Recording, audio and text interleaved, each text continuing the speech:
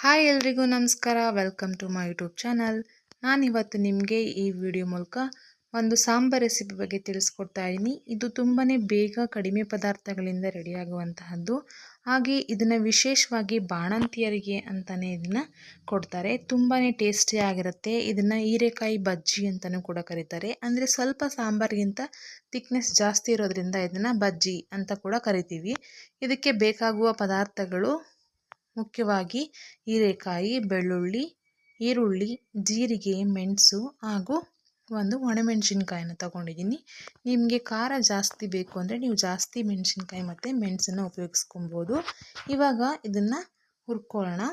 ಒಂದು ಪಾತ್ರೆ ತೊಗೊಂಡು ಅದಕ್ಕೆ ಎಣ್ಣೆ ಹಾಕ್ಕೊಂಡು ಸ್ವಲ್ಪ ಜೀರಿಗೆ ಹಾಗೆ ಒಂದು ಫ್ಲೇವರ್ ಚೆನ್ನಾಗಿ ಬರಲಿ ಅಂತ ಸ್ವಲ್ಪ ಕರಿಬೇವು ಹಾಗೆ ಬೆಳ್ಳುಳ್ಳಿ ಮತ್ತು ಒಂದು ಮೀಡಿಯಮ್ ಸೈಜ್ನ ಈರುಳ್ಳಿನ ಕಟ್ ಮಾಡಿ ತಗೊಂಡಿದ್ದೀನಿ. ಇವಾಗ ಇದನ್ನು ಚೆನ್ನಾಗಿ ಫ್ರೈ ಮಾಡ್ಕೊಬೇಕು. ಚೆನ್ನಾಗಿ ಫ್ರೈ ಆದ ನಂತರ ಇವಾಗ ಸಣ್ಣದಾಗಿ ಕಟ್ ಮಾಡಿ ಇಟ್ಕೊಂಡಿದ್ದಂತಹ ಹೀರೆಕಾಯಿನ ಸೇರಿಸ್ಕೊಂಡು ಚೆನ್ನಾಗಿ ಎಣ್ಣೆಯಲ್ಲಿ ಹುರ್ಕೊಳ್ಳೋಣ.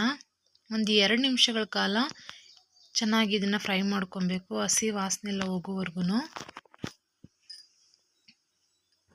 ಇವಾಗ ಇದಕ್ಕೆ ಒಂದು ಸಣ್ಣ ಸೈಜ್ನ ಟೊಮೊಟೊನ ಕಟ್ ಮಾಡಿ ತಗೊಂಡಿದ್ದೀನಿ. ಆಪ್ಷನಲ್ಲು, ಬೇಕಿದ್ರೆ ಹಾಕೊಳ್ಳಿ, ಇಲ್ಲ ಅಂದರೆ ಸ್ಕಿಪ್ ಮಾಡ್ಕೋಬೋದು. ಎಲ್ಲನೂ ಚೆನ್ನಾಗಿ ಫ್ರೈ ಮಾಡ್ಕೊಂಡ ನಂತರ ಕೊನೆಯದಾಗಿ ಸ್ವಲ್ಪ ಕೊತ್ತಂಬರಿ ಸೊಪ್ಪು ಮತ್ತು ಅರಿಶಿನವನ್ನು ಸೇರಿಸ್ಕೊಂಡು ಮಿಕ್ಸ್ ಮಾಡ್ಕೊಳ್ಳೋಣ. ಇವಾಗ ಇದು ರೆಡಿಯಾಗಿದೆ. ಸ್ಟವ್ನ ಆಫ್ ಮಾಡಿಕೊಂಡು 1.5 ಟೇಬಲ್ ಸ್ಪೂನಷ್ಟು ಬೇಳೆ ಸಾಂಬಾರು ಪುಡಿಯನ್ನು ಹಾಕಿ ಮಿಕ್ಸ್ ಮಾಡಿಕೊಂಡು ಇದನ್ನು ಮಿಕ್ಸಿ ಜಾರ್ನಲ್ಲಿ ಹಾಕಿ ಚೆನ್ನಾಗಿ ನುಣ್ಣಗೆ ಇದನ್ನು ರುಬ್ಕೊಬೇಕಾಗತ್ತೆ. ಸ್ವಲ್ಪ ನೀರನ್ನು ಹಾಕ್ಕೊಂಡು ರುಬ್ಕೊಳ್ಳಿ. ಇವಾಗ ಒಗ್ಗರಣೆಗೆ ರೆಡಿ ಮಾಡ್ಕೊಳ್ಳೋಣ. ಒಂದು ಪಾತ್ರೆ ಇಟ್ಕೊಂಡು ಆ ಪಾತ್ರೆಗೆ ಸ್ವಲ್ಪ ಎಣ್ಣೆಯನ್ನು ಹಾಕಿ ಹಾಗೆ ಈರುಳ್ಳಿ, ಕರಿಬೇವಿನ ಸೊಪ್ಪು, 1-2 ಒಣಮೆಣಸಿನ್ಕಾಯಿ, 1 ಗೆಡ್ಡೆ ಬೆಳ್ಳುಳ್ಳಿನ ಬೇಳೆ ಮಾಡಿ ತಗೊಂಡಿದ್ದೀನಿ. ಇಷ್ಟನ್ನು ಹಾಕಿ ಚೆನ್ನಾಗಿ ಫ್ರೈ ಮಾಡ್ಕೊಬೇಕು. ಈರುಳ್ಳಿ, ಬೆಳ್ಳುಳ್ಳಿ ಎಲ್ಲ ಚೆನ್ನಾಗಿ ಎಣ್ಣೆಯಲ್ಲಿ ಫ್ರೈ ಆಗಬೇಕು. ಇವಾಗ ಇದು ಫ್ರೈ ಆಗಿದೆ. ಇದಕ್ಕೆ ಇವಾಗ ನಾವು ರುಬ್ಬಿರುವಂತಹ ಮಿಶ್ರಣವನ್ನು ಹಾಕ್ಕೊಂಡು ಚೆನ್ನಾಗಿ ಮಿಕ್ಸ್ ಮಾಡಿಕೊಂಡು ಹಾಗೆ ನಮಗೆ ಕನ್ಸಿಸ್ಟೆನ್ಸಿ ಯಾವ ರೀತಿ ಬೇಕು ಅದ್ರ ಪ್ರಕಾರ ನೀರನ್ನು ಸೇರಿಸ್ಕೊಬೇಕು. ನಾನಿಲ್ಲಿ ಸಾಂಬಾರಿಗಿಂತ ಸ್ವಲ್ಪ ಥಿಕ್ನೆಸ್ ಜಾಸ್ತಿ ಇರಲಿ ಅಂತ ನೀರನ್ನು ಕಡಿಮೆ ಪ್ರಮಾಣದಲ್ಲಿ ಸೇರಿಸ್ಕೊಳ್ತಾ ಇದ್ದೀನಿ. ನೋಡ್ತಾ ಇರ್ಬೋದು. ಇವಾಗ ಮಿಶ್ರಣವನ್ನು ಹಾಕಿ ಸ್ವಲ್ಪ ನೀರನ್ನು ಹಾಕಿ ಹಾಗೆ ರುಚಿಗೆ ತಕ್ಕಷ್ಟು ಉಪ್ಪನ್ನು ಹಾಕಿ ಚೆನ್ನಾಗಿ ಮಿಕ್ಸ್ ಮಾಡ್ಕೊಂಡಿದ್ದೀನಿ. ಈ ರೀತಿ ಸ್ವಲ್ಪ ಸಾಂಬಾರಿಗಿಂತ ಗಟ್ಟಿಯಾಗಿ ಮಾಡಿಕೊಂಡ್ರೆ ಇದನ್ನು ನಮ್ಮ ಕಡೆ ಬಜ್ಜಿ ಅಂತ ಕರೀತಾರೆ. ಇದು ಹೀರೆಕಾಯಿ ಬಜ್ಜಿ. ಇದು ಬಾಣಂತಿಯರಿಗೆ ವಿಶೇಷವಾಗಿ ಕೊಡುವಂತಹದ್ದು. ತುಂಬ ಟೇಸ್ಟಿಯಾಗಿರುತ್ತೆ. ನೋಡಿ, ಇವಾಗ ಕುದಿ ಬರ್ತಾ ಇದೆ.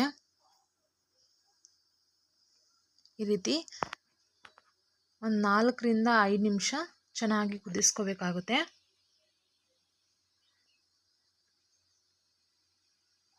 ಅವಾಗವಾಗ ನೀವು ತಿರುಗಿಸ್ಕೊಳ್ತಾ ಇರಬೇಕು, ಇಲ್ಲ ತಳ ಹಿಡಿಯೋ ಚಾನ್ಸಸ್ ಇರುತ್ತೆ. ನೋಡಿ, ಕನ್ಸಿಸ್ಟೆನ್ಸಿನೂ ಕೂಡ ಕರೆಕ್ಟಾಗಿ ಬಂದಿದೆ. ಇವಾಗ ಈ ಸಾಂಬಾರು ರೆಡಿಯಾಗಿದೆ. ನೀವು ಫೈನಲ್ ಆಗಿ ಬೇಕಂದರೆ ಸ್ವಲ್ಪ ಕೊತ್ತಂಬರಿ ಸೊಪ್ಪನ್ನು ಮೇಲ್ಗಡೆ ಹಾಕೊಬೋದು.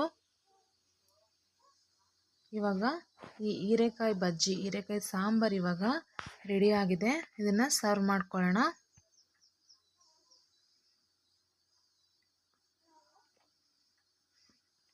ನೋಡಿದ್ರಲ್ಲ, ತುಂಬ ಬೇಗನೆ ರೆಡಿಯಾಗುವಂತಹದ್ದು ಈ ಹೀರೆಕಾಯಿ ಸಾಂಬಾರು ಅಥವಾ ಬಜ್ಜಿ.